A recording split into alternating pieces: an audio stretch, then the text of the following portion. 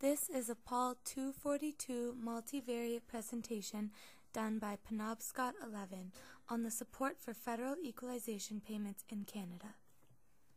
My research question is, what affects the national support for Canada's equalization payments? Equalization payments are payments made to less wealthy provinces to equalize the fiscal capacity and their ability to generate tax revenue. Only 6 provinces receive equalization payments per year. My first hypothesis is that a person who lives in a generally less wealthy province will be more likely to support equalization payments. My second hypothesis is that a person who believes in the advantages of federalism will be more likely to support equalization payments because it is a federal initiative. The rationale behind my first hypothesis is that differing industries and sectors across Canada have resulted in a large fiscal margin between provinces. Ontario, Alberta, Saskatchewan, and British Columbia are considered the wealthy provinces, whereas the rest are considered the less wealthy and are therefore more likely to support equalization payments because they are the ones that receive it. Ontario has never received an equalization payment, and the Atlantic provinces always have.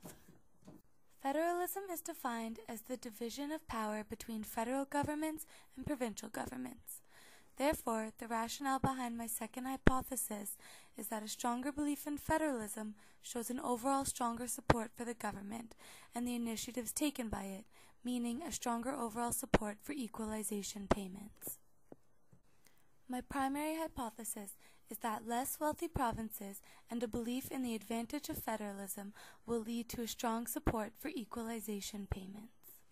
My scholarly resources are based upon Canada's Social Contract, Evidence from Public Opinion from the Canadian Policy Research Network, and Community, Federalism, and Fiscal Arrangements in Canada.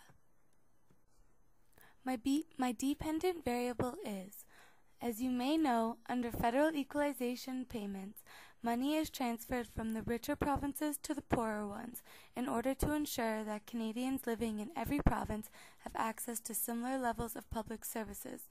Do you support or oppose equalization program? My first independent variable is the province of residence, which is all 10 provinces in Canada. My second independent variable is, do you agree or disagree with the following statement? Canadian federalism has more advantages than disadvantages for. This multivariate crosstab shows the support for equalization payments by province, controlling for advantage of federalism. This line graph shows the support for the equalization payments by the agreement with the advantage of federalism, and it is controlling for province. My observations show that there is a strong trend showing that the provinces are more likely to support equalization payments when they agree with the advantages of federalism. However, most even agree with equalization payments even when they do not support federalism. An exception to this is Alberta, which is most likely to oppose equalization payments and to disagree with federalism, followed by British Columbia and Ontario at lesser values. In relation to my scholarly material, the pan-Canadian belief of welfare is showcased as the support for equalization payments always remains high. The stated regional divides can be indicated by the abundance of disagree for the advantages of federalism. It can also be said that overall Canadians have a strong belief in social welfare, despite their political preferences.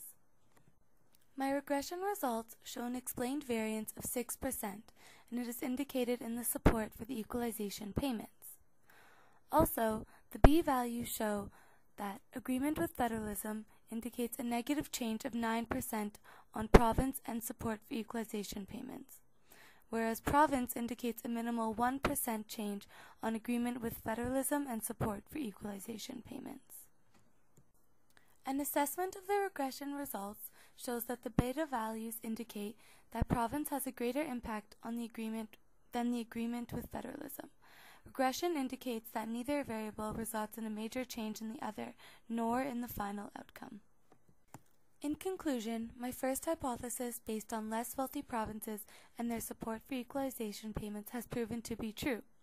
This is evident with Ontario, Alberta, and British Columbia having the highest opposition against equalization programs, whereas Atlantic provinces such as New Brunswick and Nova Scotia often had a 100% support. My second hypothesis stated that a higher agreement with federalism would lead to more support for equalization payments, which was not true. The line graph indicated high patterns of support whether or not they agreed or disagreed with federalism. This serves as an important study because it indicates how Canadians feel about their government as well as their basic social beliefs. Federalism faces many issues in Canadian society, but at least Canadians remain united on equalization of standards within each province. For further research concerning this topic, it would be interesting to look at social and health transfers, which are also done under the federal government. It would also be interesting to look at the financing that the 3 territories receives and to see what the overall support is for those. Another interesting topic would to look at the ideals of social welfare across Canada as a whole and whether or not they are related to political preferences or not. A drawback in this research is the overrepresentation of Ontario residences. It would be improved with a more national survey which had more representation in surrounding provinces. Although, since this was done with the new Ontario 2010 survey, this was the best that could be done. Thank you for your time and hope you enjoyed my presentation.